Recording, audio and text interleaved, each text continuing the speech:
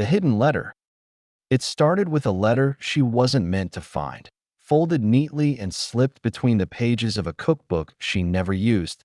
The envelope was addressed to no one, yet somehow it screamed her name. Claire's fingers trembled as she pulled it free, her breath catching as if the paper itself had exhaled. The ink had faded, the corners curled with time, but the words were sharp, so sharp they seemed to split the air. And as she read them, standing barefoot in the silent kitchen of the house she thought she knew, her world tilted just slightly, just enough to make everything feel unfamiliar. There are moments in life when something too small to notice shifts the ground beneath you. A whisper behind a closed door, a lingering look across a crowded room, a letter in a forgotten book. Claire didn't scream. She didn't cry. Instead, she pressed the paper flat against the table, smoothed it gently like it might change under her touch, and reread the words that had undone a decade of certainty. Outside, the garden lay quiet beneath a gray September sky. It was the kind of afternoon that pressed down on everything, made shadows stretch longer than they should, and turned ordinary silence into something oppressive. The kind of afternoon where even memories seemed to move slower, dragged through molasses by the weight of unspoken things. Claire lived in a house where nothing ever changed. The furniture remained where it had always been, the pictures on the wall frozen in the exact moments they were taken, and the routines so perfectly preserved they might have been printed in some invisible family manual. To an outsider, it was the portrait of contentment.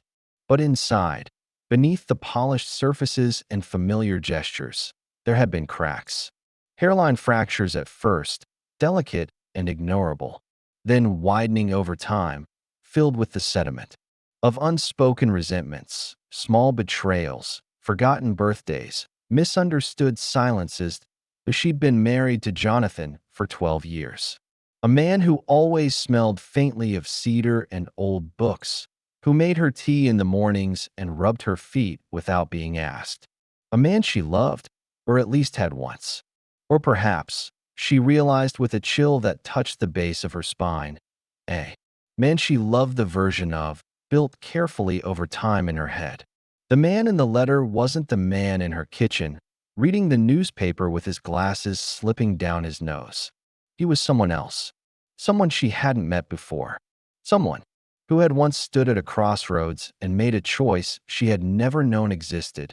The letter wasn't signed, but the name mentioned, the one that appeared 3 times, underlined once, and described with a tenderness Claire hadn't felt in years, was Sophie. Not a friend, not a colleague, not a relative, just a name, hanging there like a cord unresolved. As the kettle began to boil behind her, untouched, she looked up at the window, expecting, irrationally, that something outside might be different now too. But the street was still empty. The trees still swayed gently in the breeze. The world, it seemed, was cruelly indifferent to what it had just taken from her. Claire folded the letter back into its original creases, as if hiding it away might also hide what it meant. But the seed had been planted, and beneath her carefully composed face, something had already begun to grow, a restlessness, a question without shape, the quiet pulse of betrayal blooming like a bruise beneath the skin. She would not confront him yet, not tonight, perhaps not even tomorrow. She needed to understand the story this letter belonged to. She needed to know who Sophie was. And perhaps, more frighteningly, she needed to know who she had been all this time in his story. And so it began, not with a fight, not with a confession, but with a letter lost in a cookbook. A single thread pulled loose from the seam of a quiet life, a story unraveling in silence.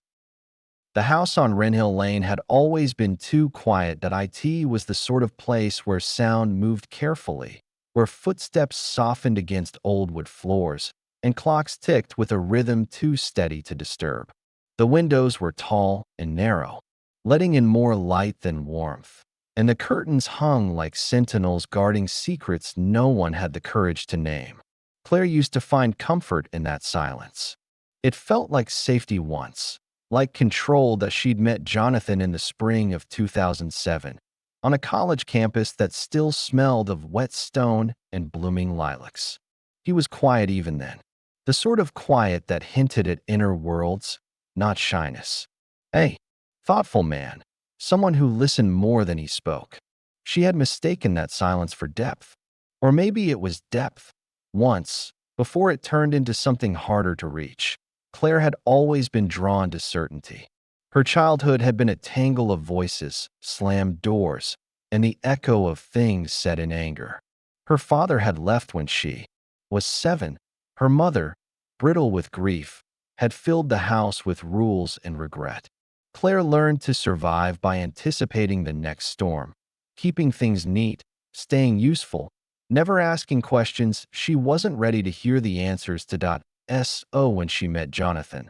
With his calm smile and predictable habits, it felt like the opposite of chaos.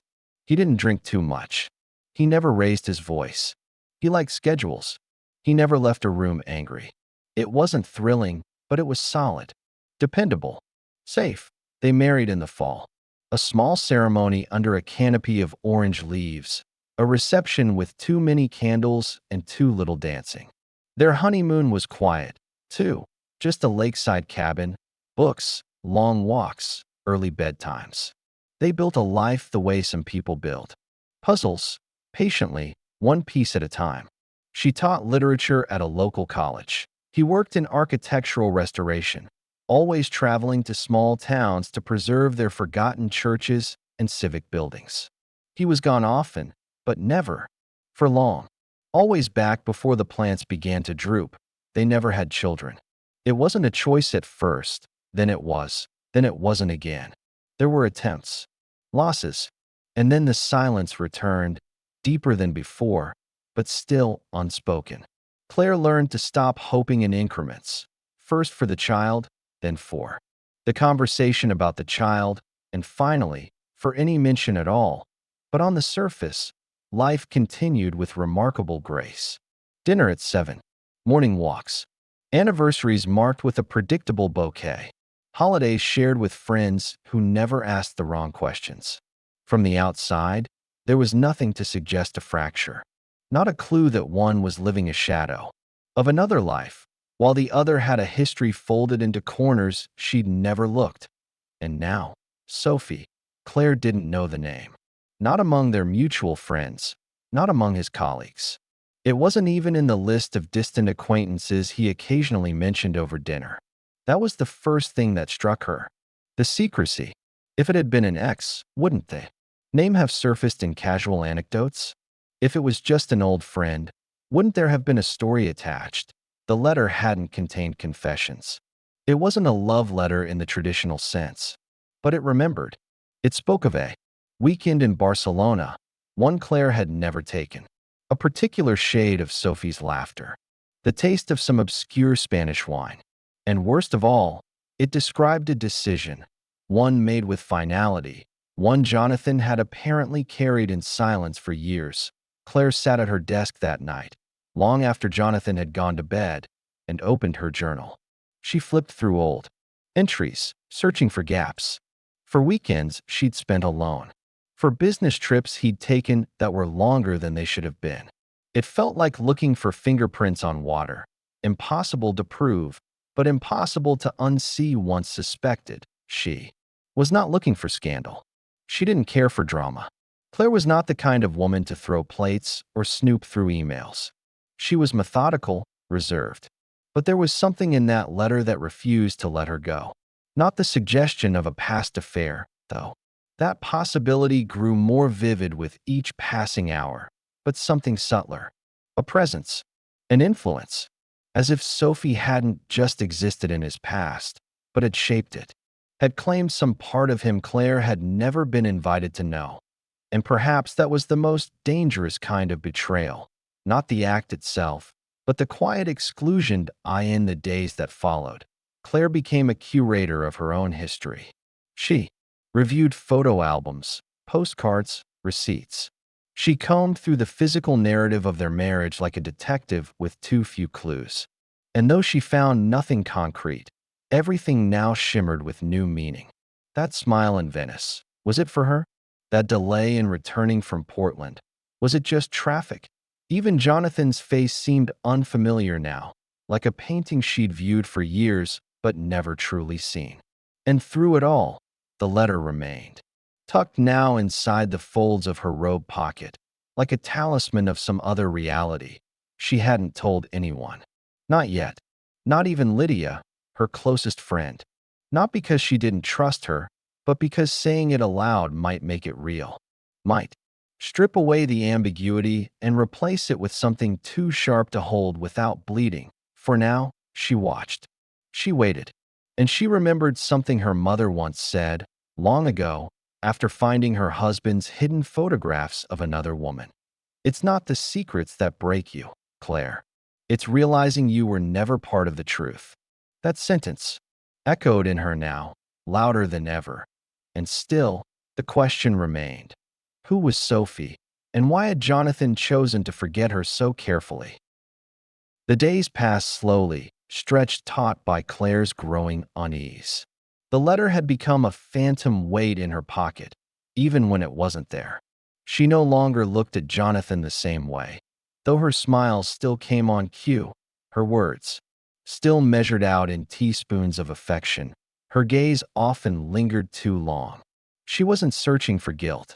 She was searching for familiarity, for something that told her she hadn't been blind. Jonathan, in turn, remained exactly the same. That, perhaps, was the most unnerving part. He moved through their life with unshaken rhythm. Breakfast at 7:30, emails at 9, garden pruning at 5:30 on weekends. He still read before bed, still wore that fraying brown sweater Claire had long threatened to throw out, still laughed gently at her sarcasm, like someone who had been beside her long enough to expect it. Nothing about him hinted at fracture, but the silence between them had changed. It was no longer comfortable. It pressed down, thick with implication. Every moment they didn't speak felt like a choice. Every question she didn't ask became a silent accusation. Claire began investigating in small, deniable ways. First, she revisited their old travel documents, tickets, itineraries, photos. She reconstructed a timeline, looking for anomalies. There weren't many. Jonathan had always been transparent about his trips, or at least had seemed to be. Yet she found one entry in an old planner from 6 years ago, oddly ambiguous. 3. Blank days marked with only a city, Bilbao. No context, no confirmation. When she brought it up casually over dinner, asking if he remembered a hotel there, he'd shrugged, said something about a last-minute detour for a church project.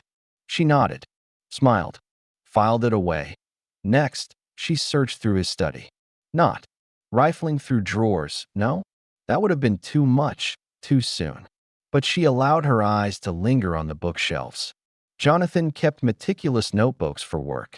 In one, she found sketches of a chapel in Catalonia, dated the same week as the mysterious entry. The sketches were beautiful, as always. But there was a note in the margin that made her freeze. S.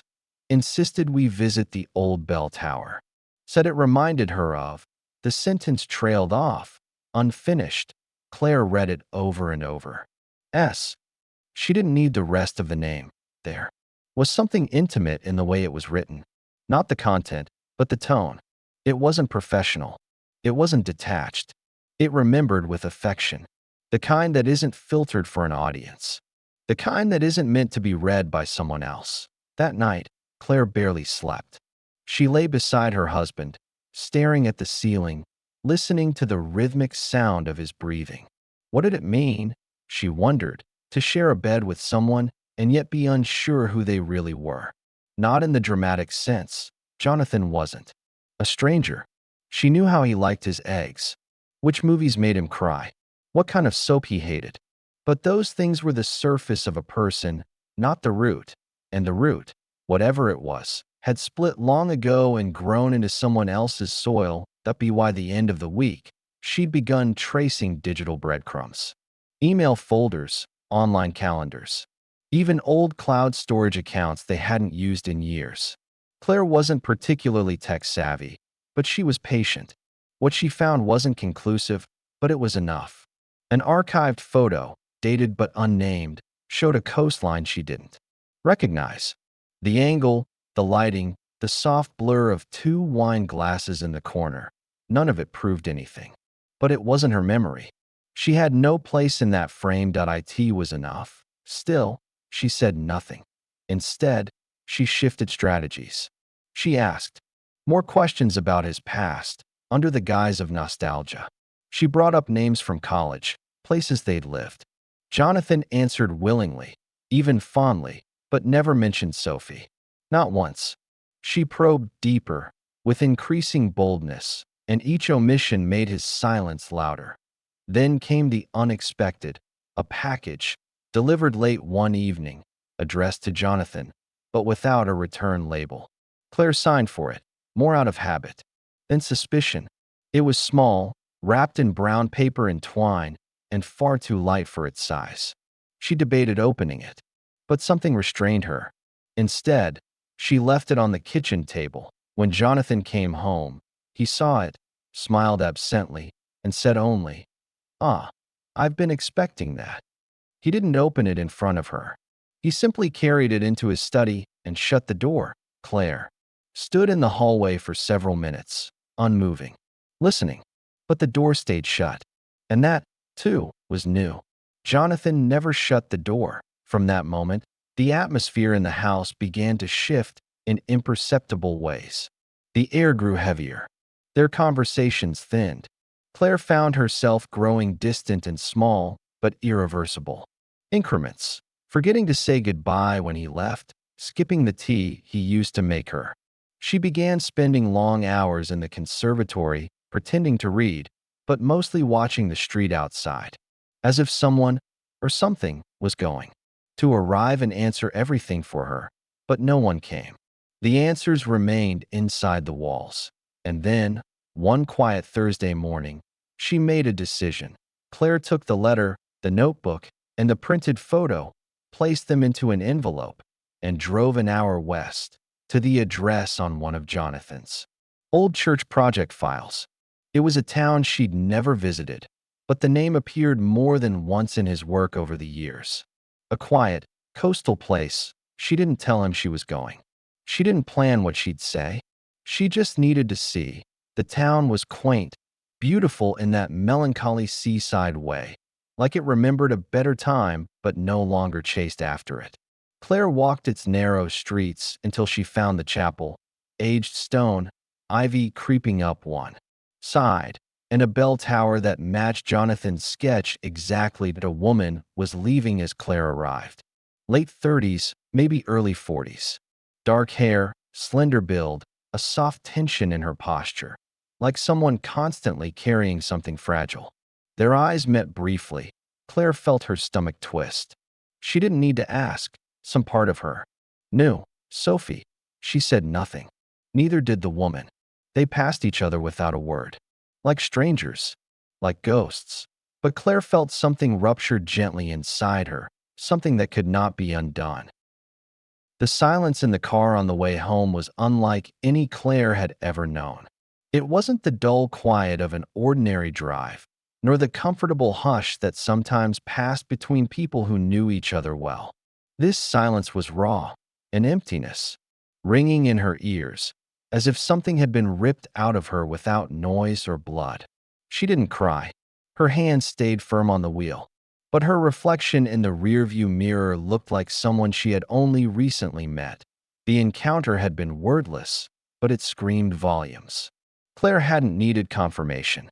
Sophie's face had held it all: the history, the guilt, the recognition, not of Claire herself, but of the moment, of what it represented. Their eyes had met like two books written in different languages that somehow shared the same ending.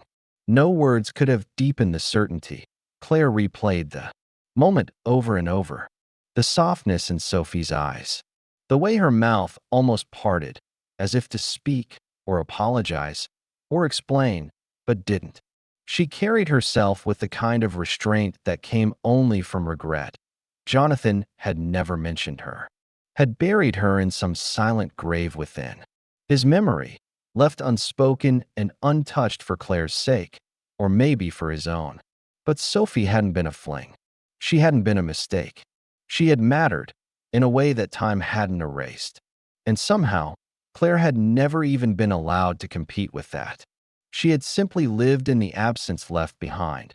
Back home, she didn't confront him. Not that night. Not the next. Instead, she moved through their shared routines with eerie precision.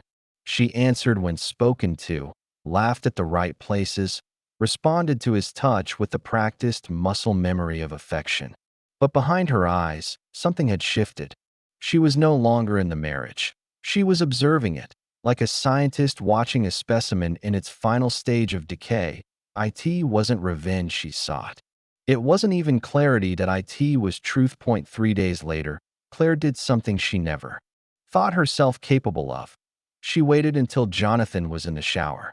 Then she unlocked his study and opened the drawer he always kept locked. The key had been in the drawer beneath the tea bags for years, so old, she assumed he'd forgotten it was there. She held it in her hand for a long moment before using it. There was no thrill, only inevitability. Inside the drawer were several notebooks, a few manila envelopes, and a smaller box wrapped in linen. The notebooks were filled with his usual project notes, blueprints, sketches, measurements. But one was different. It had no title. Its pages were half empty. But on the first few pages, in Jonathan's careful handwriting, were entries dated nearly 12 years ago. Around the time Claire and Jonathan had met, Sophie's train was late. We sat by the river and didn't speak for 20 minutes. She said it was the happiest silence she'd ever had. Another entry later, she asked what we were. I told her I didn't know. I lied. And then, Claire called.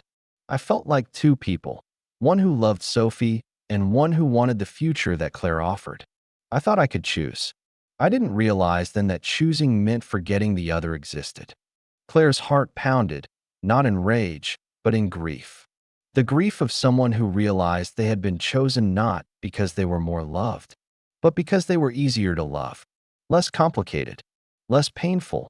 She opened the box next.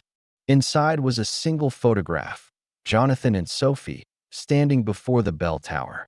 His arm around her waist, her head tilted slightly toward him. The expression on his face was unguarded. Not joyful exactly, but full, present. Claire had never seen that version of him. Not in any photo.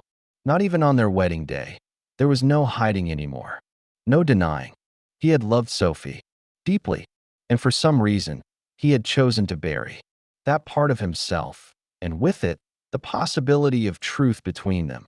Claire closed the box gently, replaced everything exactly as it had been, and locked the drawer. That night, she lay beside him in bed, feeling the warmth of his body just inches away. And she realized the cruelest thing wasn't the betrayal. It was that he had loved someone, enough to never tell anyone about her. That Sophie had been kept sacred, while Claire had been kept safe. She had been the life he could live with. Sophie had been the life he couldn't survive. In the middle of the night, she rose quietly and went into the kitchen. The house was still, the kind of still that seems to listen. Claire sat down at the table where she had first read the letter and took out a pen. She didn't write to him. She didn't write to Sophie. She wrote to herself, not for answers, not even for closure, just to anchor herself to the reality that had slipped so quietly out from under her. She wrote, I am not less because I was chosen second. I am not broken because I was the safer option. But I will not continue to live where the truth is a stranger. She didn't know yet what she would do, whether she would leave or ask him to, whether she would demand confessions or let silence answer in his place. But she knew this. The story was no longer about Jonathan. Not about Sophie either. It was about her. What she would do next would not be born of vengeance. It would be born of finally stepping out of the house where she had lived quietly in someone else's shadow. The morning after Claire discovered the notebooks, she woke before the sun. The house was still wrapped in the hush of pre-dawn, shadows cast long and thin against the walls. She stood barefoot in the hallway, her hand grazing the cool wood of the doorframe, listening for any sign that Jonathan was stirring. He wasn't. Not yet. The kettle hissed softly in the kitchen. She didn't wait for it to whistle. She poured the water before it boiled, watching the steam rise and vanish like breath on glass. Her hands moved automatically. Mug, tea bag, sugar, but her thoughts were elsewhere, drifting like ash through a hollowed-out version of her life. There was a strange relief in the stillness. As though, now that the illusion had shattered, she no longer had to maintain the pretense. The weight of pretending to be content had always been invisible, subtle. She hadn't even noticed how heavy it had become until it was gone. She sat in the garden with her tea, letting the chill bite at her arms. The flowers Jonathan had planted were blooming. Lilies, marigolds, lavender in the far corner. They swayed gently in the breeze, unaware of the fracture in the lives that moved around them.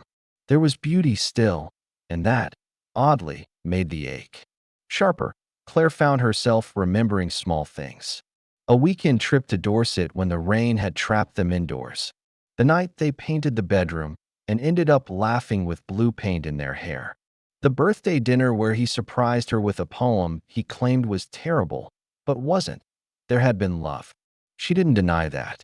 But now, it felt like a love built on sand.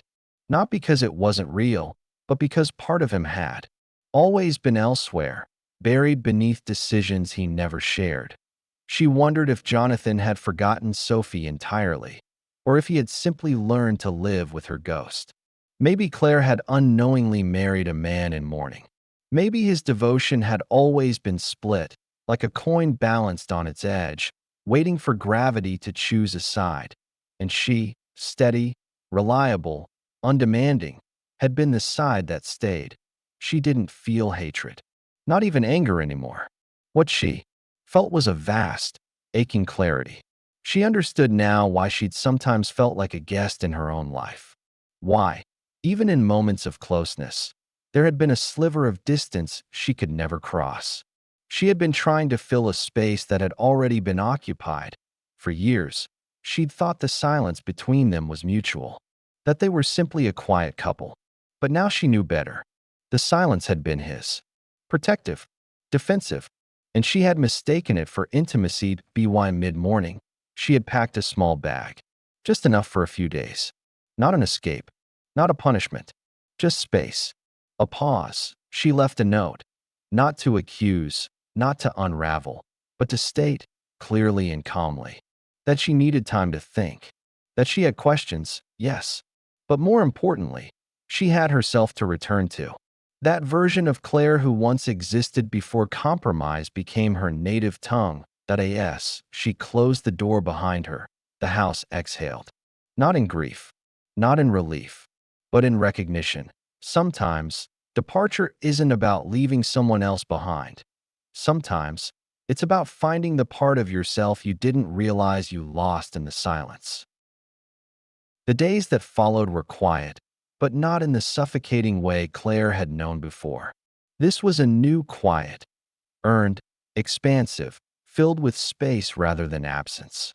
She rented a small room in a cottage overlooking the sea, the kind of place that smelled of salt and old pine, where the wind moved freely through every window and the floorboards creaked like they had stories to tell. She didn't rush to figure things out. That was new, too. Claire took long walks along the cliffside each morning, letting the wind tangle her thoughts. She read poetry she hadn't touched in years. She let herself cry, softly, without urgency, when grief welled up out of nowhere, triggered by a familiar phrase or the distant call of a mourning dove. But she also laughed, sometimes at herself, sometimes at nothing. In the distance, she could still see the version of her life she had lived with Jonathan, not with resentment, but with something close to tenderness. It had not been a lie. It had simply been incomplete. She had not failed at marriage. She had simply awakened within it, years too late. to realize she had been given only part of the story, and that she, in turn, had given away parts of herself to fit into it. One afternoon, a letter arrived. From Jonathan. It was handwritten, like the one she had found, but the tone was entirely different. It didn't plead. It didn't explain away the past. Instead, it recounted it, honestly, and with more sorrow than she'd ever heard from him. In person. He spoke of Sophie, of the choice he'd made, of the loss he had sealed off so tightly that even he had begun to forget its shape, and how loving Claire hadn't been a consolation prize, but a different kind of salvation. One he'd clung to not because it was safer, but because it had steadied him when he couldn't trust himself to grieve properly. But he admitted, in the quiet curve of his script, that he had always known something inside him remained hidden, and that in doing so, he had deprived them both of a fuller love that he didn't ask her to return. He only asked for forgiveness, not just from her, but from the version of himself that had chosen silence over truth. Claire folded the letter and placed it in her coat pocket. She didn't know what she would do, whether she would go back or start something new entirely. But she no longer needed an answer right away, because the truth, the whole truth, was finally hers. And in that truth, she found herself standing not as someone broken or betrayed, but as someone reawakened. A woman who could look at the past without flinching, who could name what had been lost, but also see what had never been fully claimed. Yes, she stood one evening at the edge of the sea, waves licking the shore below, the wind tugging at her coat. Claire felt it clearly.